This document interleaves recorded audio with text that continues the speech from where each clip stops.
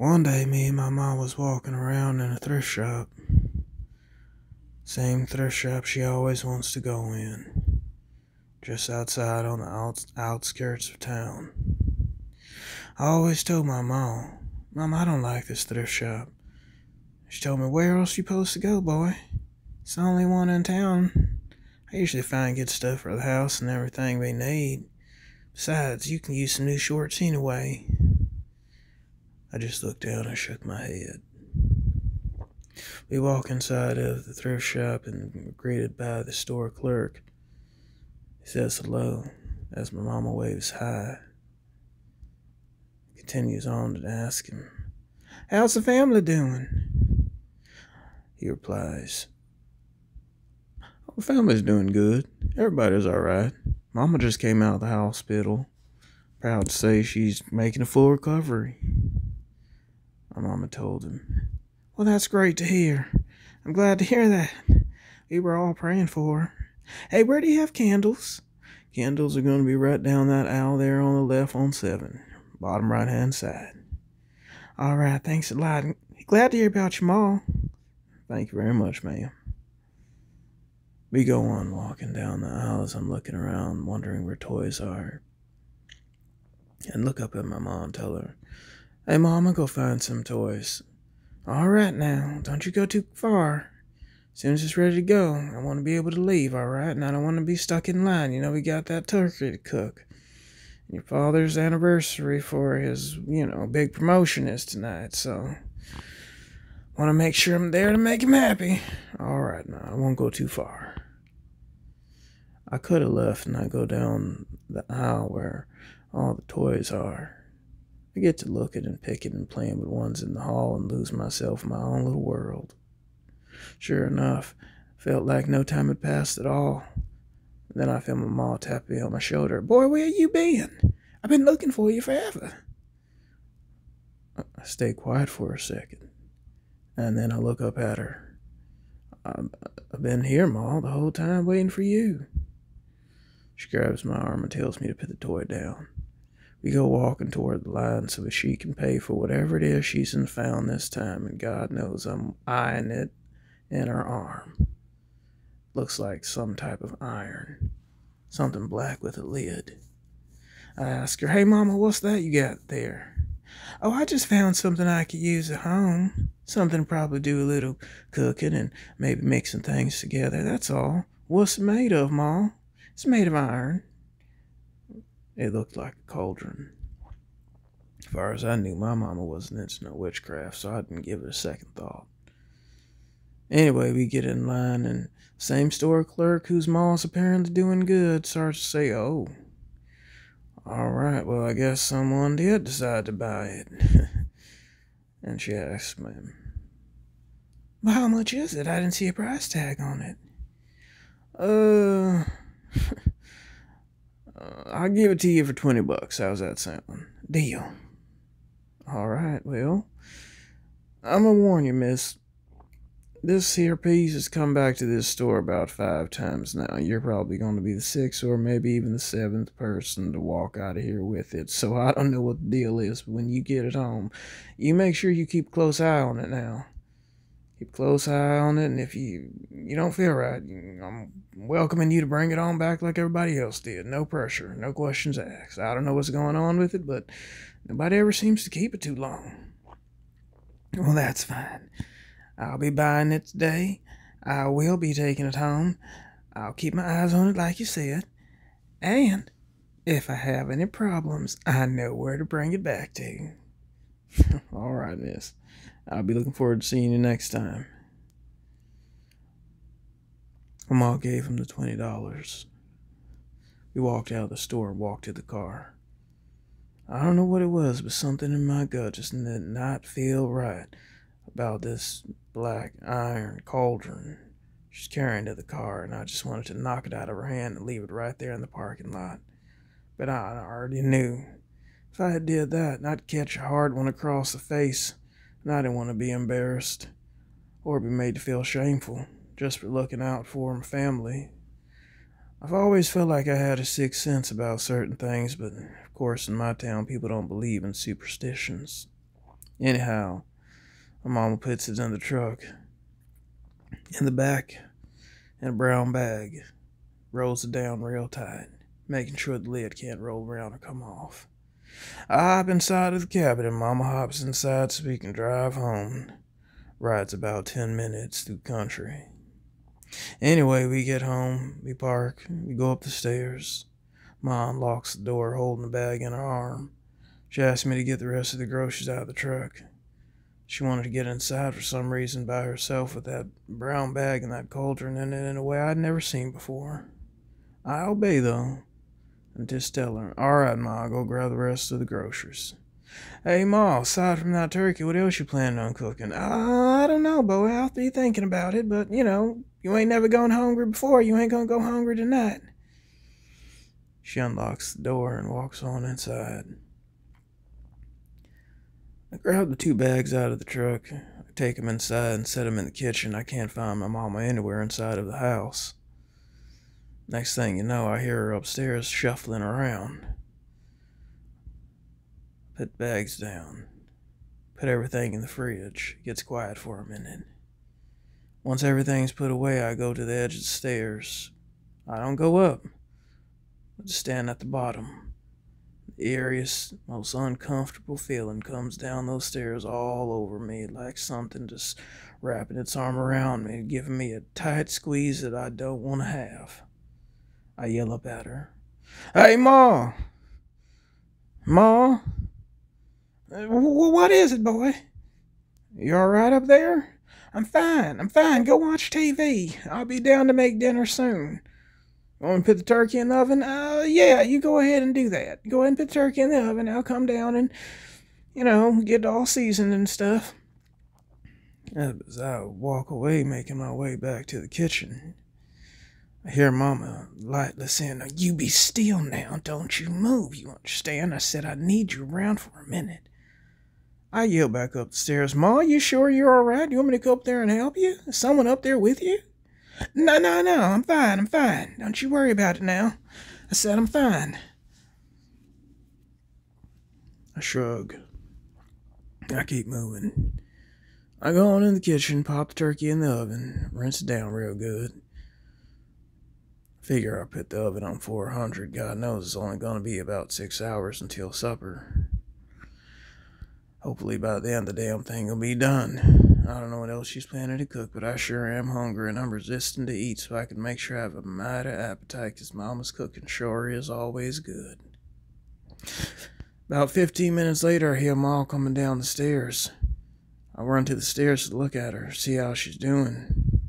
I look at her in her face and her eyes, and God knows she's worked up a cold sweat I ain't never seen her work up before. I just stare at her and she stares at me. Then out of nowhere, she asks me, "Well, what is it, boy? Why are you looking at me like that?" I ask her, "Ma, why are you in a cold sweat?" "Oh, I was just getting something ready for your father, that's all. He's going to be home in a minute, and I want to make sure it's going to all be nice and ready for him, that's all." Did you get that turkey in the oven?" Yes, ma'am, I did. Turkey's in the oven, and just waiting to see what else you're going to be cooking so I can get my tongue all ready for it." That's my boy. Just like I taught you. One day you might have to cook for yourself. You might have to cook for your wife. At least this way you'll know how to do it. "Yes, ma'am, Ma." "You got any homework to do?" "I sure do." "Why don't you go do that while I go on in the kitchen and get everything else ready? And if you hear your father pop up in that driveway now, you be sure to come let me know. I mean it, boy. I want you to come tell me right away. Don't hesitate now. I really need to know. All right?" "Yes, ma'am, Ma. I'll let you know right away." I go on in my room and grab my backpack, take it to the living room and turn on the TV. Turn it down real low. I know Mama gets anxiety sometime when Pa's coming home. Pa has a drinking problem. Sometimes he's not the most friendliest man when he walks in. Anyway, some time passes. I'm working on my homework and watching TV at the same time, sitting there at the coffee table having a mighty fine time. It's homework I like. It's science.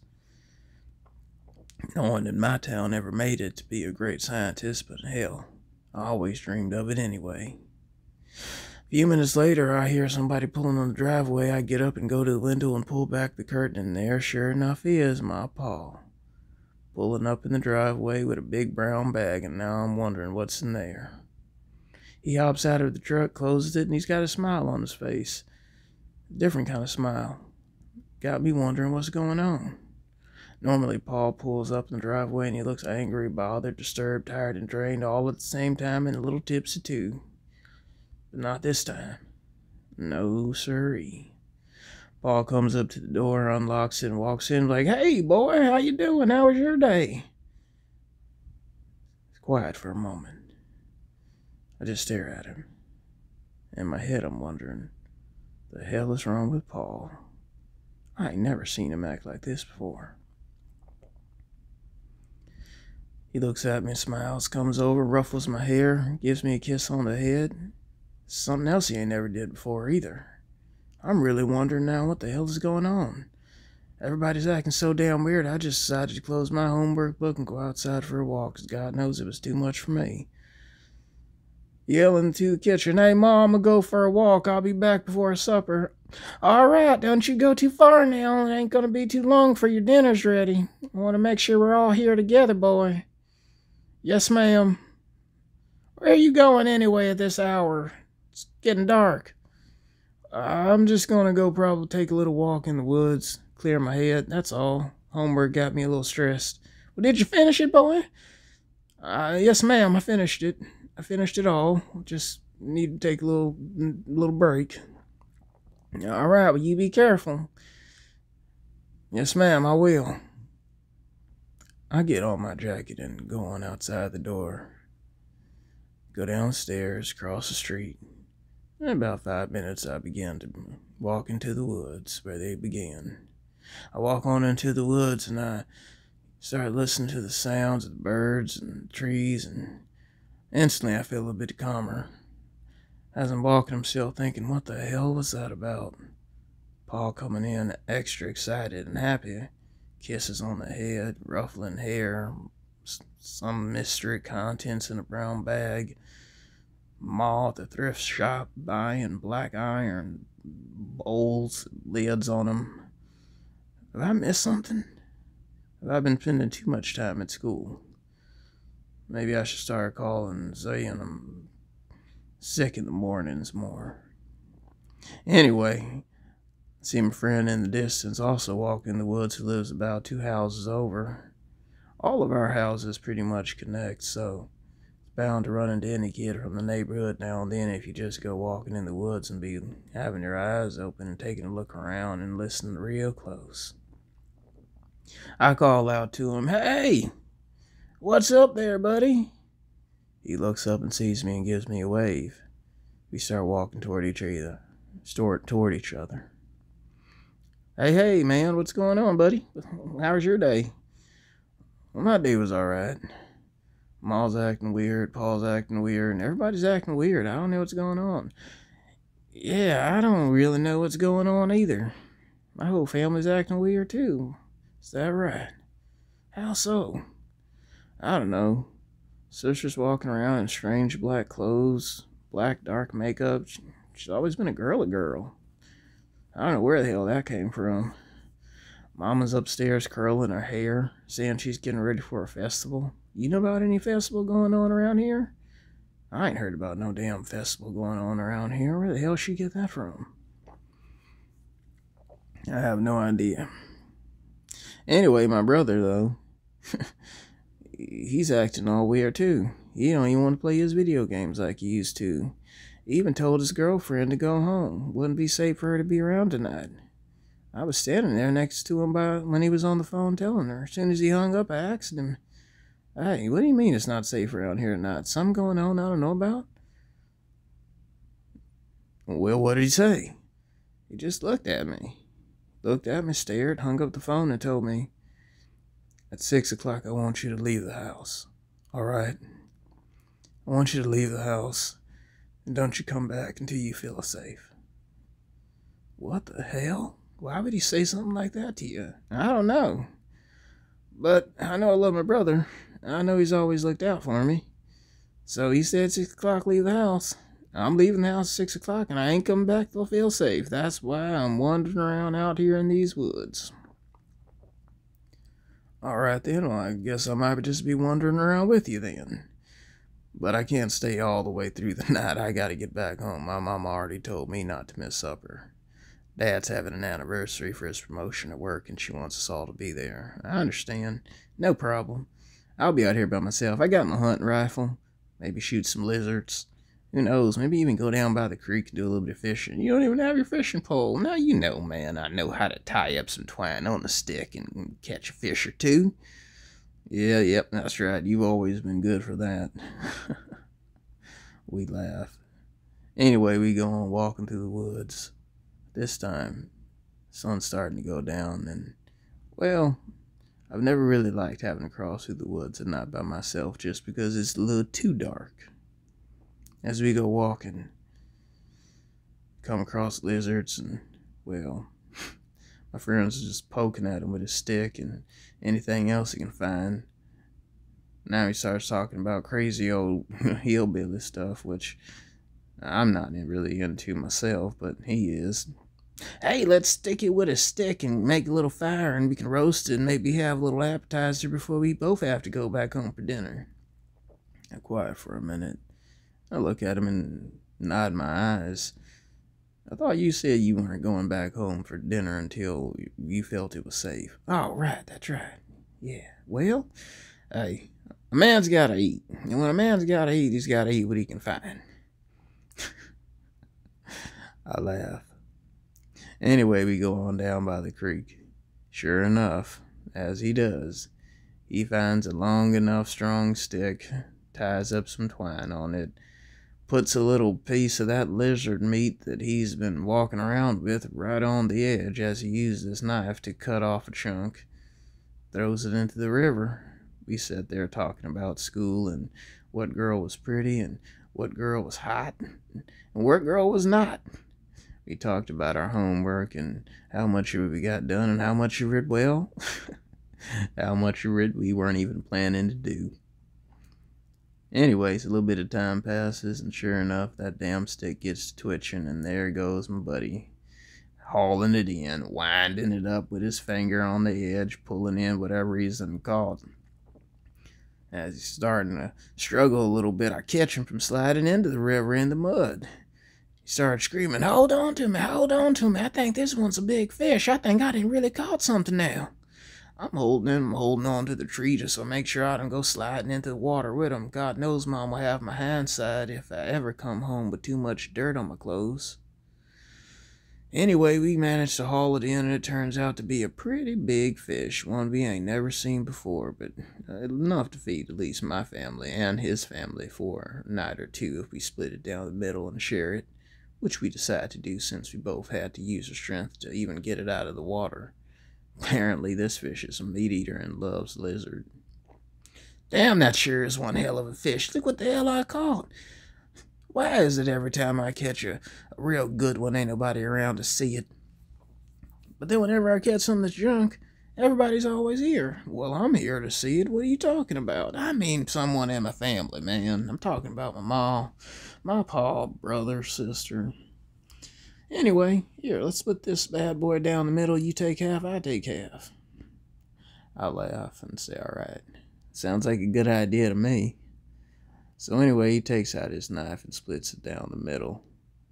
I put one part of mine on the stick and use some of the twine he had to tie it around so it wouldn't go falling off, and he does the same thing with his. Sure enough, it's almost 6 p.m. and I'm making my way back home, and I tell him, all right, buddy, I'm going to see you at school tomorrow, all right? All right, thanks for hanging out. As I walk away, I begin to think, he's just going to be hanging out in the woods until when? How long is that going to be? He was told to not come home till he felt safe? What the hell does that even mean? When would he feel safe? I stop walking and I turn around and ask him, hey, when do you think you'll be feeling safe enough to go home? How do you know when to go home? I'm not too worried about it, I guess. Maybe when I'm starting to feel tired. In a couple hours. I nod my head and I say, all right, well, you be safe. Hey, I got my knife. I got my fish. I got my twine. I'm going to be just fine. I turn around and walk away, and I make sure to let them know. Well, if a bear starts to attack you, you make sure you throw that damn fish and back away slowly, all right? And if it don't want the fish, well, you start screaming and take off running for home. I'll make it, don't you worry. I know how to survive out here. This ain't the first time I've been to the rodeo. I laugh and shake my head. You're a crazy one. Turn around and I make my way back home. Sure enough, I walk inside with half a fish tied to a stick, and Ma gets all excited and says, my God, boy, where did you get this from? I told her I ran into one of my friends from school out there in the woods, and we caught a fish, split it down the middle, and because it was so big, we both had to haul it in and decided to split it down the middle and share it. He took half of it to his house and took the other half to mine. Ma was proud. Pa was happy. Again, so strange. Pa's usually quiet, don't say much, straight-faced, and just says, good job, boy. But this time he was all like, well, that sure is one hell of a catch. My goodness, if that's just half of the fish, I can't imagine what the other side must have looked like. That's my boy. As he walks over and ruffles my hair again. And this time, I am really, really getting weirded out. Anyway, Ma takes it from me and says she's going to salt it and put it away so it'll stay fresh. Pa tells me to come on to the dining room and sit down and get ready for supper after I go wash my hands. I tell him, yes, sir, will do. I make my way to the bathroom, and as soon as I open the door, the bathroom's all smoky, and I don't know why. I stand there for a minute watching all the smoke swirling around. I call on my ma. Hey, Ma, what is it, boy? There's a lot of smoke in the bathroom, and I don't know why. Oh, I was in there, taking a shower, that's all. I was just taking a shower. Just, turn on the ceiling fan. It'll clear out soon. If you can, manage to open that window, and it'll help blow some of it out. You're fine. Don't you worry about it, boy. Don't you worry about it. You're fine. Your mama's got you. So I do as she says, and I turn on the ceiling fan, and sure enough, it helps a little bit. And when it's clear enough, I walk over to the bathtub and lift up the window, and sure enough, the air comes in and starts pulling most of it out. I wash my hands, turn off the water, go back on downstairs, walk into the dining room.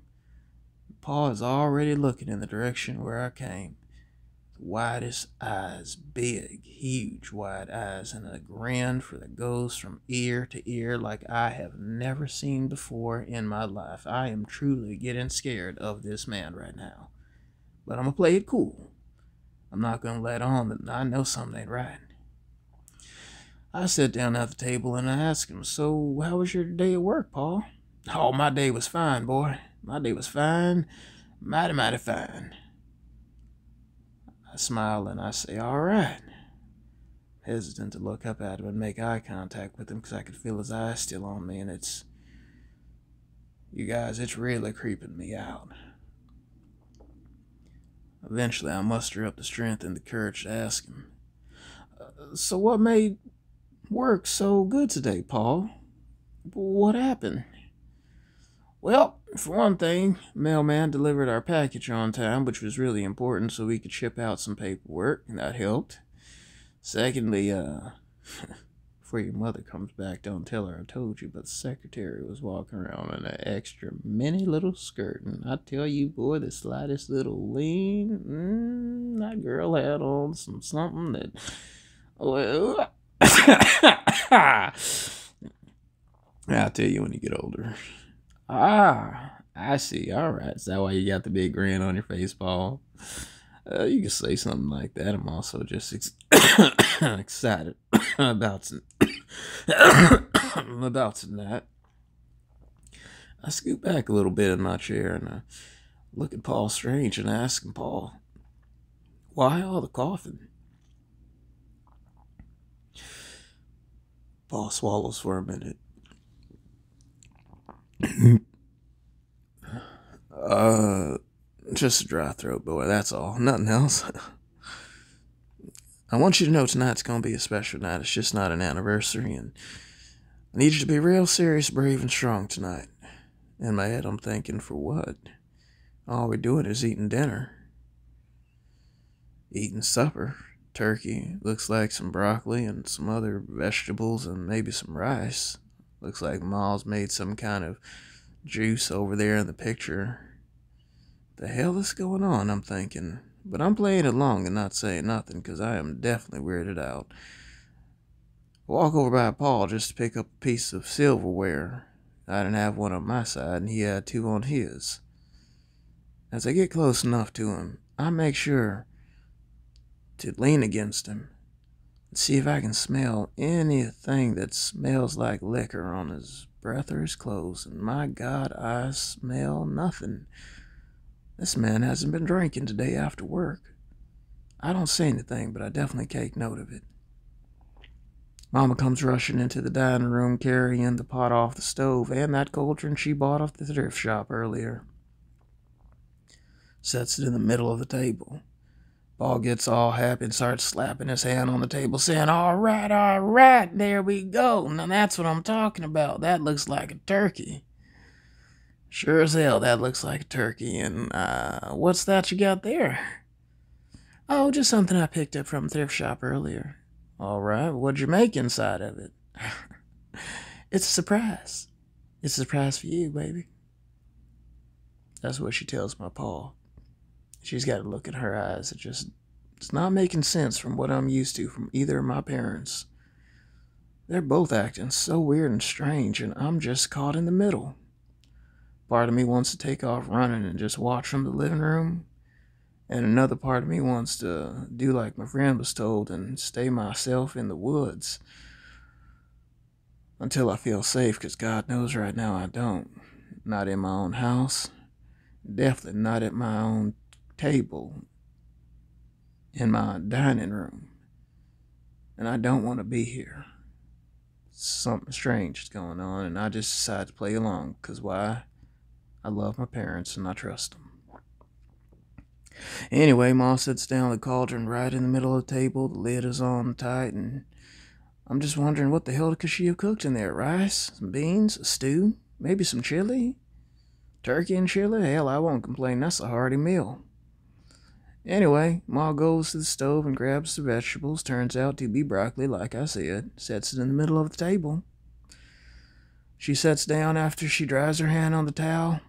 She says her piece, thanking God for our food. She looks at me when she's done. Paul looks at me when he's done. He looks at her, looks back at me. I'm just standing there. I'm just sitting there blank-faced. Ma looks all bright and shiny and glowing for some reason. Well, Paul just has the biggest grin on his face still, grinning from ear to ear. His eyes still shifting back and forth like he's possessed or something. Finally, he looks at me and says, while leaning in close, boy, you got any idea what's in that pot right there with the lid on it? No, sir, no, I do not. I'm wondering the same thing you're wondering. In fact, I'm a little nervous. Ma always tells us what she's cooking. The whole time she's sitting there watching us both and listening, opening her napkin and putting it across her lap and getting her fork and spoon ready.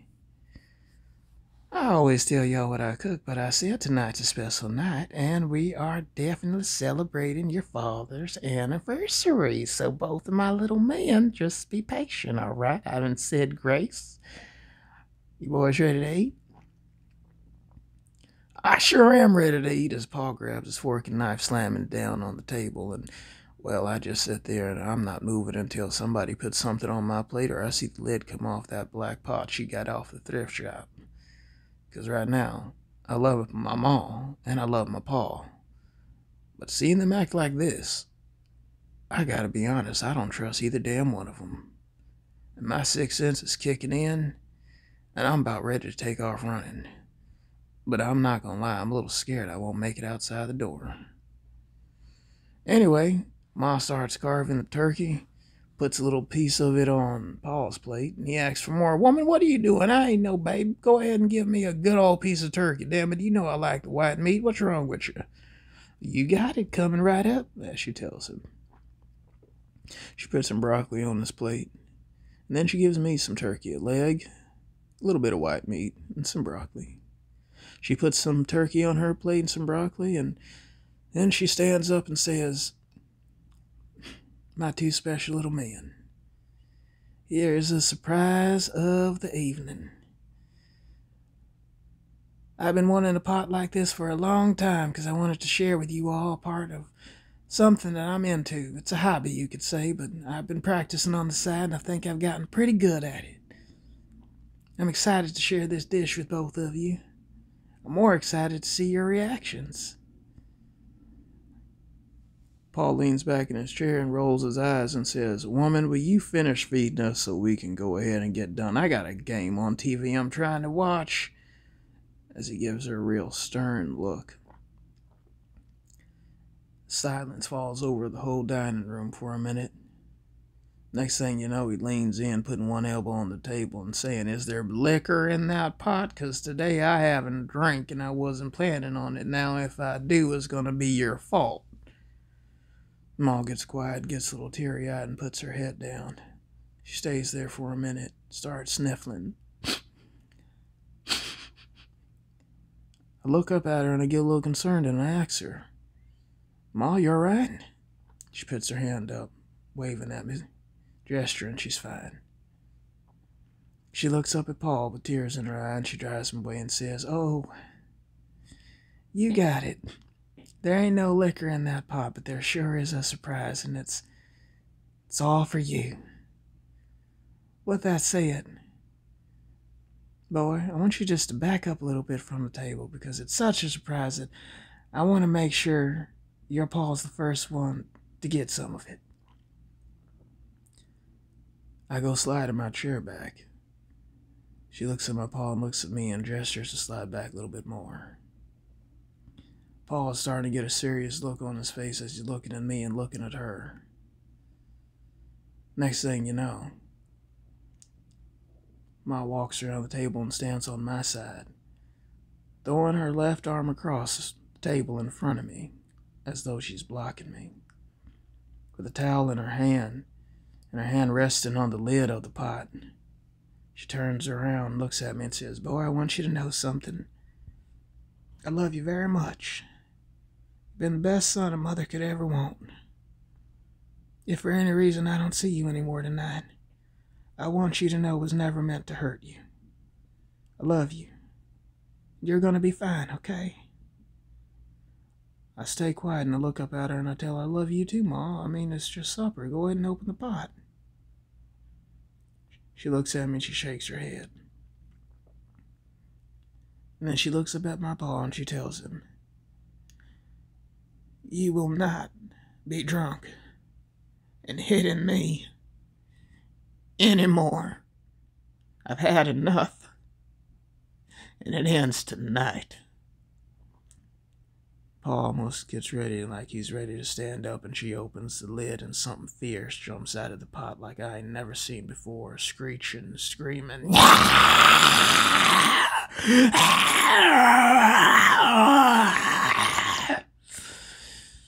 It reaches across the table and grabs my paw by the throat. His fingers long, like knives, sharp, like the legs of a spider, just on the edge of hands. He grabs by his throat and you see his eyes go bloodshot and bulging out of his head and squeezes his neck. Ma stands there laughing. Get him! Get him! Finish him off! This is what you get for putting your hands on me! Its skin was thick like leather and slimy like black tar. Hair looked wet and matted. It looked back at me and all I saw was red eyes glowing. I fell out of my chair and went running for the living room, and Ma said, Don't you run! Don't run, boy. Trust me, if you run, it'll come after you. You have to stand here. Stand here, boy. Stand here. I stand still and I tell her, Ma, I'm scared.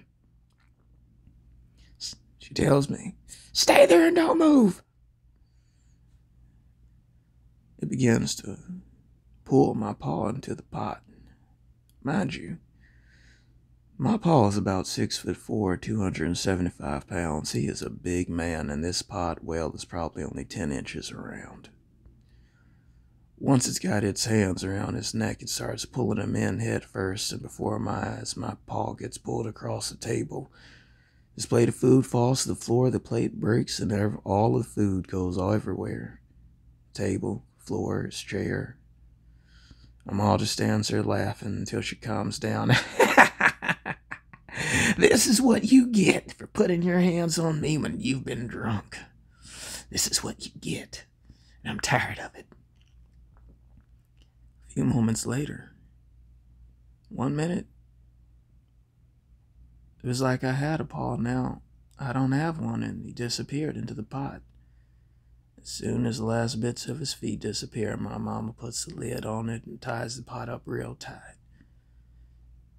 She stands there for a minute. I'm still on the floor.